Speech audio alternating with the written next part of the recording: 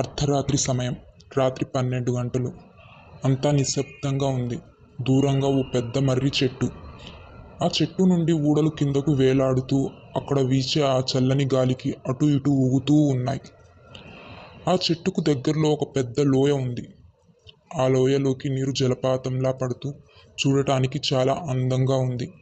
కానీ అంతకు మించి భయం కలిగించే విధంగా కూడా ఆ ప్రదేశం ఉంది. మెల్లగా విజయ్ ఆ మర్రి చెట్టు దగ్గరకు వెళ్తున్నాడు. ఉన్నట్టుండి అక్కడ వీచే గాలి వేగం పెరిగింది. దాంతో నేలపై ఉన్న ఎండిపోయిన ఆకులు ఎగురుతూ దుమ్ము ధూళి గాలిలోకి పైకి లేచింది. అలా చెట్టు దగ్గరికి వెళ్ళేసరికి ఆ చెట్టు కింద ఎవరో ఒక మనిషి తెల్లటి చీర కట్టుకొని ముందుకు వెనక్కి ఊగుతూ కనిపించింది. ఆమె పైనుంచి రక్తపు చుక్కలు పడుతూ ఉన్నాయి. ఆ ఆడమనిషి తలపైన ఒక శవం ఆ మర్రి చెట్టు ఊడలకు ఉరివేసి ఊగుతూ ఉంది. ఆ శవం చూడడానికి ఎలా ఉందంటే, చెట్టుకు వేలాడుతూ శరీరంపై ఉన్న చర్మాన్ని పైనుంచి కింది దాకా ఎవరో లాగేసినట్టు రక్తపు రంగులో ఎర్రగా ఉంది. అంతేకాక ఆ శవం నుండి కారుతున్న రక్తం ధారలుగా ఒక్కొక్క రక్తపు చుక్క ఆ చెట్టు కింద కూర్చొని ఉన్న ఆ దెయ్యంపై పడుతూ ఉంది. సడన్గా ఆ దెయ్యం భయంకరంగా ఏడుస్తూ, వదిలిపెట్టను, ఎవరినీ వదిలిపెట్టను, చంపేస్తా అని అతి భయంకరంగా ఏడుస్తూ పెద్ద పెద్ద అరుపులు చేస్తుంది. ఆ శబ్దానికి అక్కడి వాతావరణం ఇంకా భయంకరంగా మారింది. ఆ భయంకరమైన అరుపులకి ఆ చెట్టు పైన ఉన్న గబ్బిలాలు ఒకేసారి ఆ చెట్టు మీద నుండి ఎగురుకుంటూ చెల్లాచెదురైపోయాయి. ఆ దృశ్యాన్ని చూసి షాక్కి గురై అక్కడి నుండి పరుగు తీశాడు. వెంటనే కళ్ళు తెరిచి చూసేసరికి తెల్లవారుజాము ఉదయం 5 గంటలు. సూర్యుడు ఆ కొండల మధ్య నుండి తొంగి చూస్తున్నాడు. ఇంకా పొగమంచు ఆ ప్రదేశాన్ని విడిచిపోనంటుంది. ఆ పొగమంచు సూర్యకిరణాలు జలపాతంలోకి దూసుకొస్తున్న నీరు. ఓ పక్క రకరకాల పక్షుల కిలకిల రాగాలు, పచ్చని చెట్లు. ఆ ప్రవహించే నీరు చూడడానికి చాలా అందంగా రమణీయంగా ఉంది. ఆ సుందరమైన దృశ్యం అంతా ఆ బిల్డింగ్కి ఇంకా అందంగా కనిపిస్తుంది.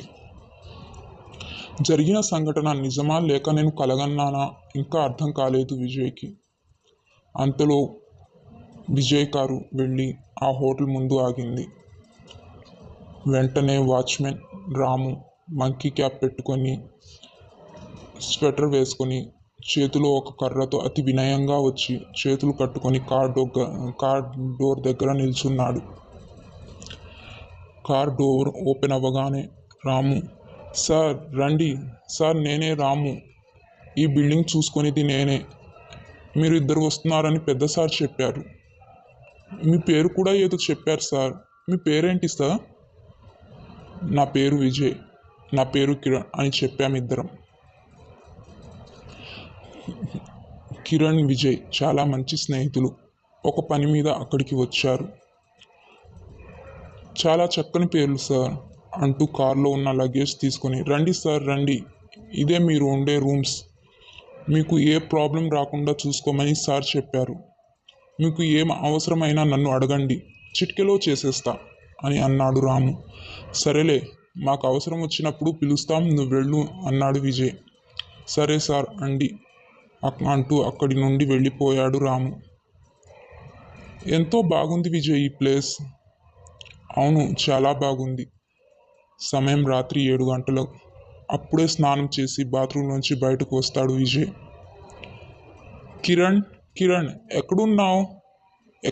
ఎక్కడికి వెళ్ళాడబ్బా అనుకుంటూ అలా రూమ్లోంచి బయటకు వస్తాడు. అంతలో కిచెన్లో ఏదో శబ్దం అవడంతో, ఓ కిచెన్లో ఉన్నావా, త్వరగా రా, నీకు ఒకటి చూపించాలి. ఇంతలో ఆరు బయట నుండి లోపలికి వస్తున్నాడు కిరణ్. ఏంటి, నువ్వు కిచెన్లో లేవా? లేదే, ఇప్పటి వరకు బయట లాన్లో కూర్చున్నా. ఈ ప్రకృతి అందాలు అసలు వదలబుద్ధి కావడం లేదు. అది కాదు, నువ్వు బయట ఉంటే మరి కిచెన్లో ఎవరు? కిచెన్లోనా? ఇద్దరు అలా మెల్లగా నడుచుకుంటూ కిచెన్ వైపు వెళ్ళారు.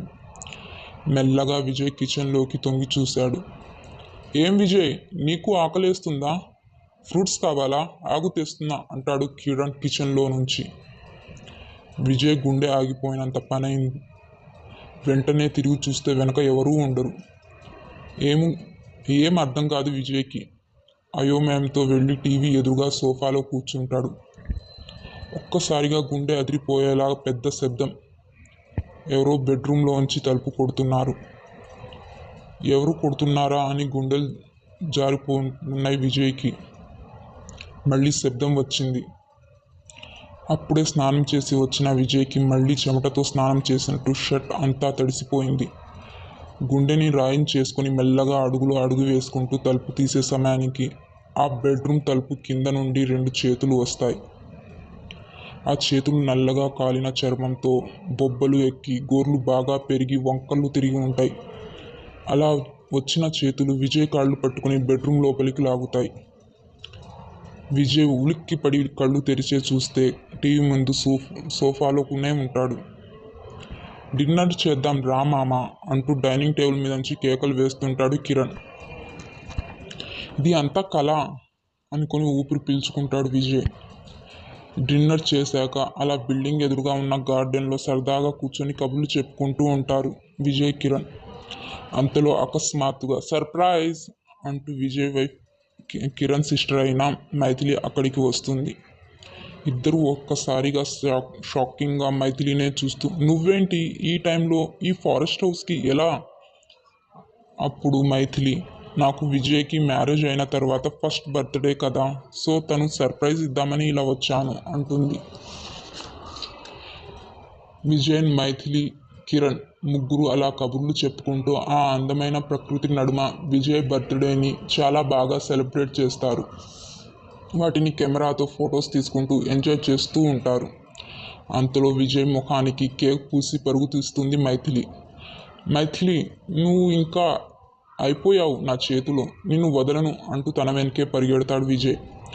వాళ్ళిద్దరిని అలా చూసి నవ్వుకుంటుంటాడు కిరణ్. అలా పరిగెట్టే క్రమంలో కాలు జారి బిల్డింగ్ పైనుంచి కింద లోయకి పడిపోతుంది మైథిలి. మైథిలి కాలు జారి కింద పడిన వెంటనే విజయ్ మైథిలి అని అరుస్తూ లోయలోకి చూస్తూ షాక్ అయిపోతాడు. విజయ్ అరుపులకి కిరణ్ పరుగున వచ్చి ఏం జరిగింది విజయ్ అంటాడు. దానికి విజయ్ నా మైథిలి అంటూ తన చెయ్యిని లోయలోకి చూపిస్తూ ఏడుస్తాడు. విషయం అర్థమైన కిరణ్ విజయ్ మైథిలికి ఏం కాదు, మనం కిందకి వెళ్దాం పద అని విజయ్ని తీసుకొని వెళ్తాడు కిరణ్. సరిగ్గా వాళ్ళు కిందకి దిగే సమయానికి వర్షం మొదలవుతుంది. కిరణ్ టార్చ్ లైట్ పట్టుకొని ముందు నడుస్తూ విజయ్ని తీసుకెళ్తున్నాడు. ఆ లోయలోకి దిగడానికి అక్కడ ఉన్న చెట్లను పట్టుకొని మెల్లగా దిగడం ప్రారంభిస్తారు. వర్షం జోరున పడుతూ ఆకాశంలో ఉరుములు ఉరుముతూ